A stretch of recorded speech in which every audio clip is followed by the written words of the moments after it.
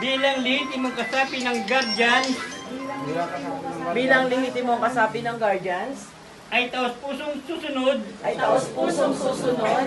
sa lahat ng mga batas sa lahat ng mga batas at alituntunin na pinaiiral ng samahan. ng samahan.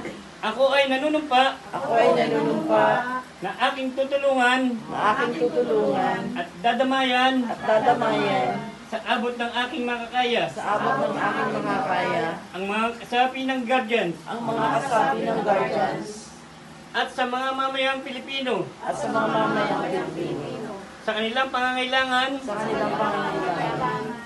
aking iwawaglit sa isipan Aking wawaglit sa isipan ang anumang galit at tampo ang anumang galit at tampo sa lahat ng mga kasapi sa lahat ng mga kasapi upang mapanatili ang ang pangalan sa bawat isa paggalang sa bawat isa tungo sa ikatatatag tungo sa ikatatag at pagkakaisa ng mga guardians. at pagkakaisa ng mga guardians.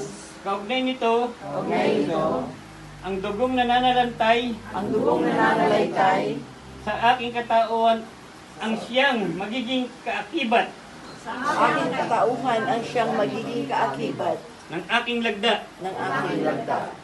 Simbolo ng aking taos-pusong katapatan Simbolo ng aking taus-pusong katapatan sa samahan sa samahan at sambayanang Pilipino. at sa sambayanang Pilipino.